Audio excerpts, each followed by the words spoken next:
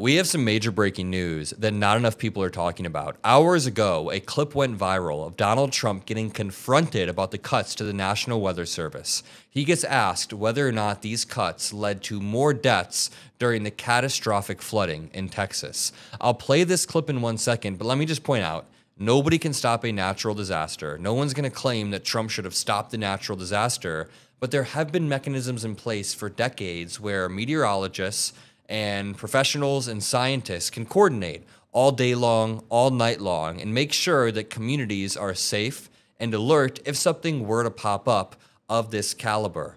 Yet Donald Trump and his administration cut those mechanisms, cut that infrastructure, so it is his fault. He did lead directly to more deaths, and while I was watching this clip that went rather viral very quickly, I realized in the top right corner, CNN said that he was in Morristown, New Jersey. Now, I knew he was at one of his clubs partying throughout the 4th of July weekend, but I didn't exactly realize that it was his golf course.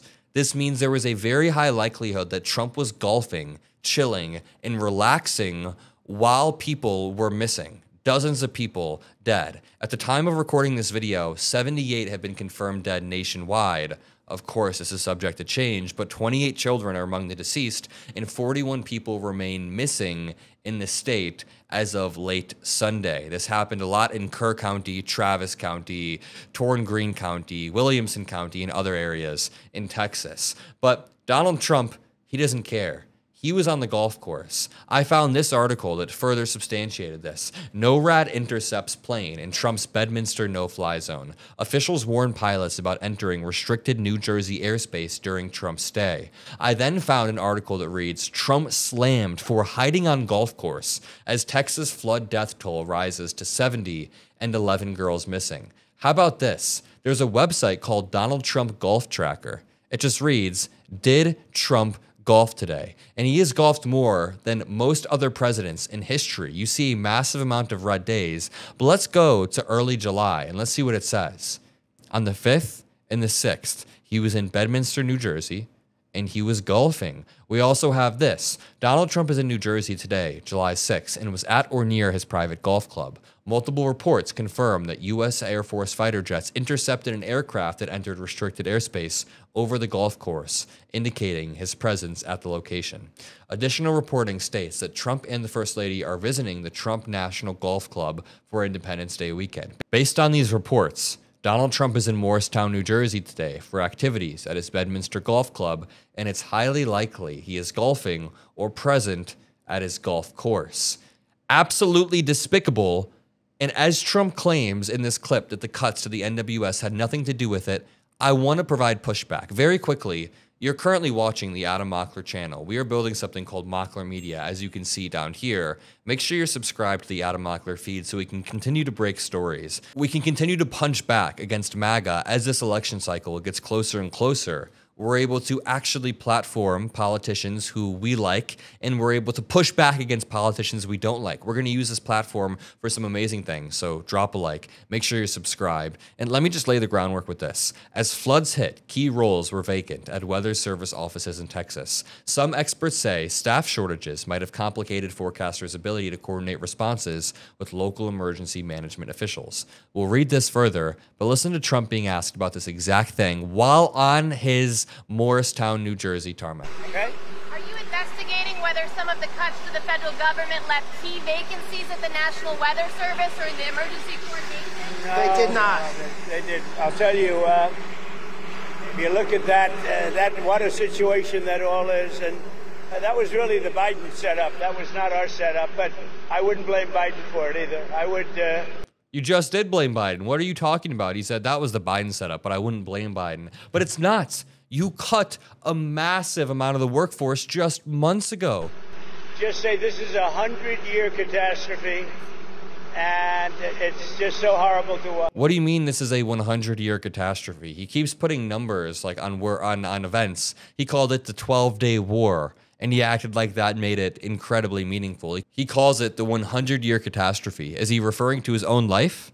He's 80 years old and he's a catastrophe. But as he says that, I have more clips to play, but as he says that, again, this article reads, Crucial positions at the local offices of the National Weather Service were unfilled as severe rainfall inundated parts of central Texas on Friday morning, prompting some experts to question whether staffing shortages made it harder for the forecasting agency to coordinate with local emergency managers as floodwaters rose.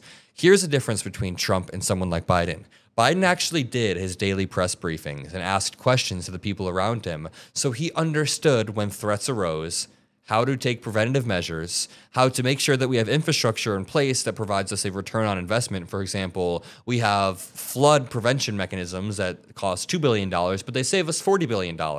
Trump, on the other hand, he doesn't do his daily press briefings. He gets tricked over and over and over by Vladimir Putin and other world leaders. He repeatedly makes short-sighted decisions like cutting USAID, cutting funding to infrastructure that helps people. I mean, here's Trump. Here's how you know he doesn't do his daily press briefings. Here's Trump talking about Putin.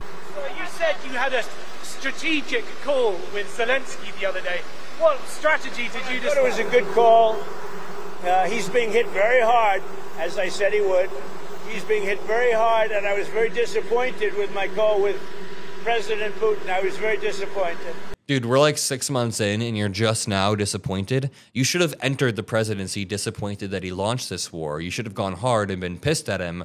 But Trump does this thing where he acts like an authoritarian leader in every single scenario, except when he's actually dealing with authoritarians. Then he's fighting fire with water. Like, he'll talk to Canada and he'll say that Trudeau should be our governor. We should invade Canada. He says that we're going to tariff every country across the planet. He does this insane shit when it comes to our allies. And then when it comes to our enemies, he is just so incredibly soft and docile the entire time. Here's Trump being asked if he plans on visiting Texas, and he says he's going to hold off a few days. He's going to hold off a while.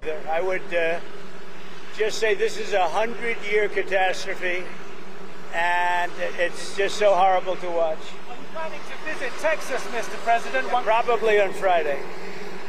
We wanted to leave a little time. I would have done it today, but we'd just be in their way. Probably Friday. I guess he learned from the hurricane. When he was campaigning, he visited multiple towns that hurricanes had struck, and there were reports from locals that his envoy, you know, the security necessary for a presidential candidate and former president to campaign, the envoy obstructed help vehicles. So this dude just can't do anything right. He is a catastrophe. And I do want to say, it's been a grim week, not only in terms of the big, ugly bill passing, but also the deaths in Texas. So make sure you let me know how you're holding up in the comment section. I really do appreciate all of you. I'm eternally grateful. If you live in Texas, we're all praying for you. If you believe in God, make sure you're praying. I hope everyone in Texas is safe, and I'll see you all in the next video. Peace out.